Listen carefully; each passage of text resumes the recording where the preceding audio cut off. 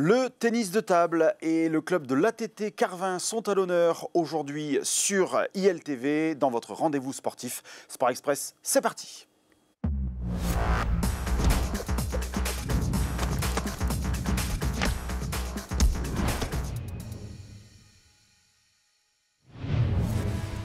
Salut à toutes et à tous, je suis ravi de vous accueillir sur ILTV pour un nouveau numéro de votre rendez-vous sportif hebdomadaire. Comme d'habitude, nous ferons le point sur les principaux résultats du dernier week-end.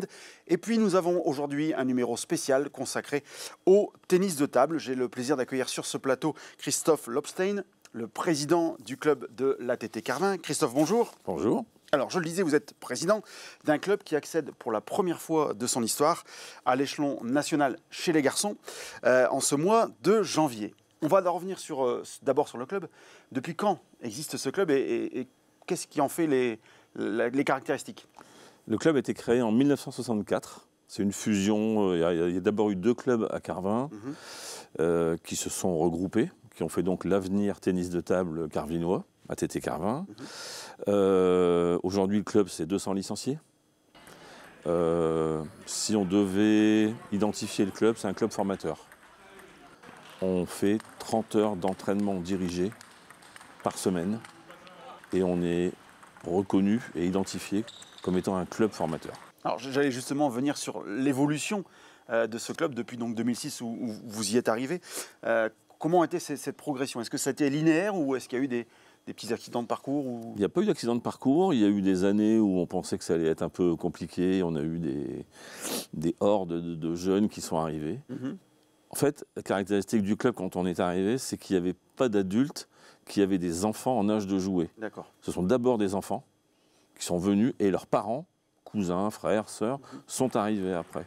Et on a programmé, on s'est très vite bien structuré pour accueillir plus de monde.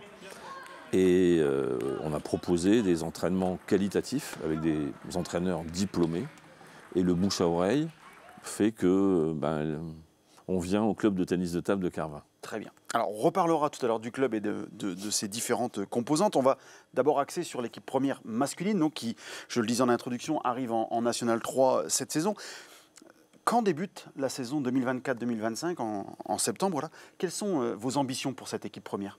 L'ambition, c'était très clairement d'accéder à la National 3. D'accord. On a un effectif qui, sur le papier, n'a rien à faire en pré-national, mais un championnat, ça ne se joue pas sur le papier, ça se joue à la table. On est tombé sur une poule de championnat qui était normale. On n'est pas tombé sur les plus grosses équipes du coin, qui sont elles aussi montées dans leur division, parce qu'il y avait 3 pré-nationales dans les Hauts-de-France. Et voilà, ça s'est terminé par 6 victoires en 7 rencontres, parce que la 7e rencontre, on n'avait pas mis notre équipe au complet, parce qu'il y en avait des étudiants qui passaient des examens, ce genre de choses, donc voilà. Mais c'était déjà acquis. Alors, il faut savoir que le tennis de table, c'est l'un des rares sports, je pense, où on peut être promu et rétrogradé 2 fois dans une saison, puisque vous marchez par phase, grosso modo jusqu'en décembre, de septembre à décembre, et puis après de janvier à mai. Cette première phase, elle s'est vraiment sur des roulettes? Oui, ça a été des scores assez larges. L'équipe qui termine 2e, on gagne, ou 3e, on gagne 9-5. Mais on a une équipe très homogène. Donc on a 4 joueurs qui rapportent des points. On a un leader qui est au-dessus du lot. Et après on a 3 joueurs qui sont du niveau des joueurs numéro 1 des équipes adverses. D'accord. Comment se compose votre effectif? De qui se compose plutôt Alors, votre effectif? on a 2 joueurs étrangers qui sont roumains. Donc Christian Grigor, qui lui est équivalent numéro 400 français. On a un jeune qui s'appelle Dani Blanariu, qui est roumain aussi, qui lui c'est la 3e année qu'il est là, qui est l'équivalent de 800e joueur français.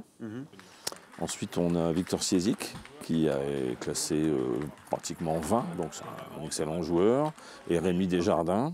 Et puis on a un 5e qui est mon fils, qui a fait une pige la semaine dernière, Jules Lobstein. Voilà. Et ce sont tous des joueurs qui ont déjà évolué à minima à ce niveau-là dans d'autres clubs. D'accord. Comment on recrute des joueurs roumains à Carvin? Alors, on a un de nos entraîneurs qui est d'origine roumaine, qui joue dans un autre club, mais on a 7 entraîneurs au club. Et à un moment donné, s'est posé la question de dire qu'est-ce qu'on fait pour donner le petit coup de pouce qui manque.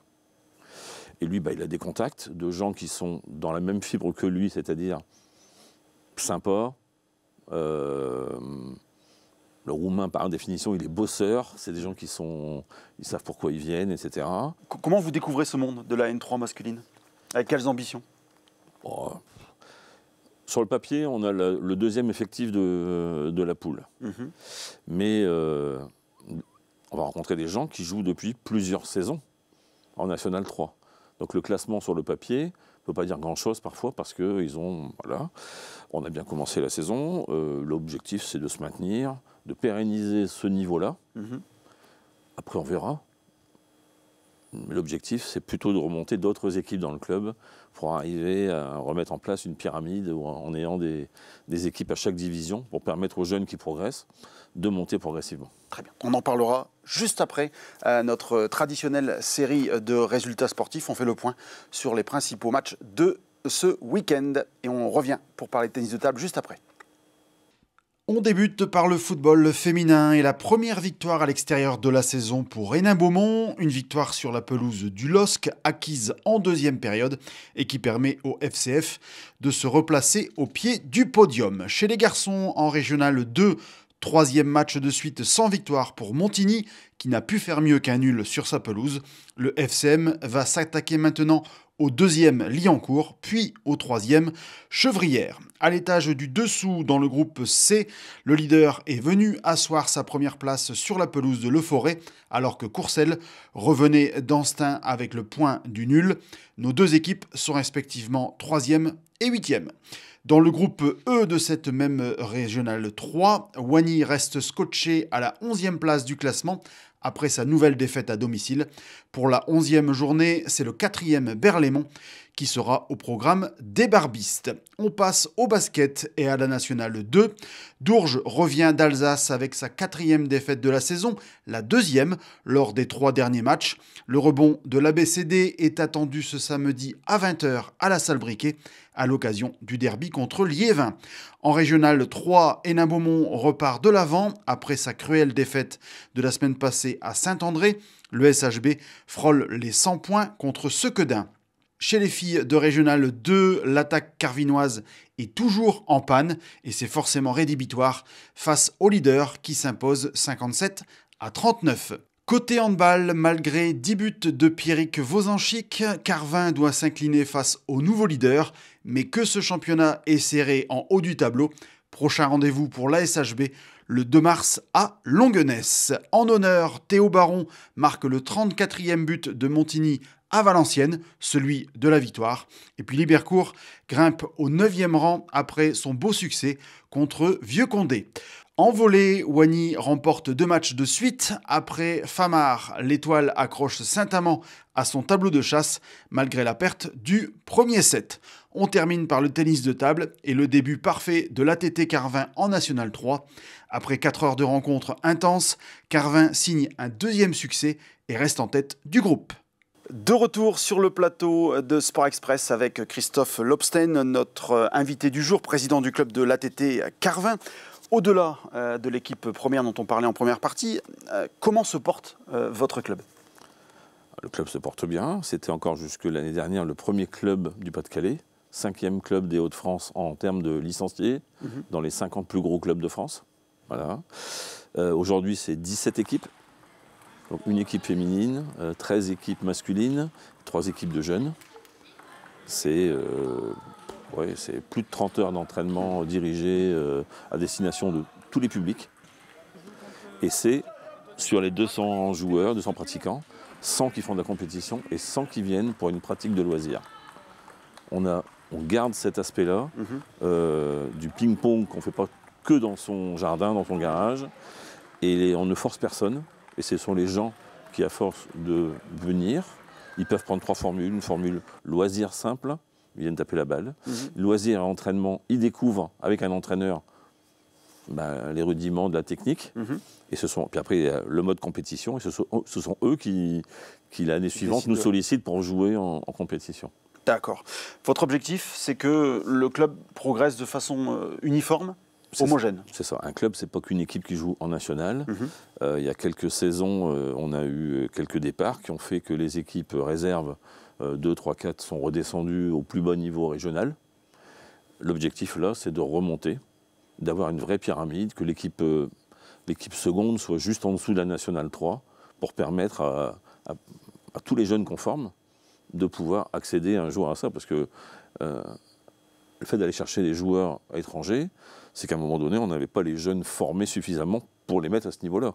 Mais l'objectif, c'est ça. Sur les 5 joueurs dont je vous ai cités, il y en a quand même 2 qui ont été une grande partie de leur carrière formés au club. Le but, c'est ça. D'accord. Voilà. Depuis quelques années, en France, le tennis de table a pris une dimension particulière, notamment sous l'impulsion des résultats et des frères Lebrun. Est-ce que vous avez constaté une évolution, une répercussion sur vos nombres de licenciés? Alors, pas spécifiquement pour nous, parce qu'on était déjà plus de 200. Ça, voilà. Alors, on a eu un afflux, oui, mais on a eu aussi des gens qui comme toujours, qui font un sport, qui s'en vont faire autre chose. Donc, il n'y a pas vraiment de changement. Mais au niveau de la fédération, au niveau de la Ligue, au niveau du comité départemental, c'est plus 15%. D'accord. Avec des difficultés pour certains clubs qui ne sont pas armés pour accueillir des gens qui arrivent comme ça. C'est-à-dire que nous, on sera en capacité d'accueillir encore des gens, il n'y a pas de souci, puisqu'on est structuré, on a des entraîneurs. Il y a pas mal de clubs où c'est encore plus familial que nous, et où on vient taper la balle et il n'y a pas d'encadrement. Enfin, faut. D'accord. Voilà. L'encadrement, c'est vraiment la pierre d'achoppement vers un autre palier? Oui. De toute façon, un ensemble de prestations que l'on offre à nos licenciés, c'est d'être là quand on a dit qu'on était là, on est là. Les entraînements soient réguliers, on ne s'arrête jamais. Même pendant les grandes vacances, la salle est ouverte. D'accord. Ça permet aussi à d'autres personnes de venir taper la balle. Enfin, voilà. Mais évidemment, la qualité de l'entraînement et des séances proposées, c'est super important. D'accord. De toute façon, c'est une motricité tellement fine qu'il faut des répétitions, des gammes. Et puis après, on travaille l'aspect tactique. Voilà. Mais il faut vraiment des entraînements. Au niveau des infrastructures, comment ça se passe pour vous? Donc on est basé à Carvin-Saint-Paul, salle de shower, une salle où quand j'ai pris la présidence il y a, je crois, 17-18 ans, je ne sais plus, on avait 2-3 créneaux dans la semaine. Aujourd'hui, on n'a pas l'exclusivité, parce qu'on partage avec d'autres clubs et c'est bien, mais une salle dans laquelle on peut mettre 16 tables à l'entraînement. Donc ça fait du monde, et où en mode compétition de ce niveau-là, on peut mettre 3 équipes en même temps. D'accord. Le samedi. D'accord. On est encore dans la période des vœux. Qu'est-ce qu'on peut vous souhaiter pour cette année 2025? Alors, le maintien de l'équipe première masculine, le maintien de l'équipe première féminine qui évolue en pré-national, et puis la montée. En première phase, on a eu 5 accessions. Au moins que ces 5 accessions-là, il n'y ait pas de rétrogradation à la fin, et qu'on continue à remettre en place la pyramide de toutes les équipes à tous les niveaux. Très bien. Eh bien, Christophe, merci beaucoup d'avoir été sur ce plateau. On continuera à vous suivre chaque semaine ou régulièrement sur l'antenne en annonçant vos résultats. Merci. Merci à vous. Et à très bientôt. Voilà, ce numéro de Sport Express touche à sa fin. Je vous donne rendez-vous la semaine prochaine. En attendant, portez-vous bien.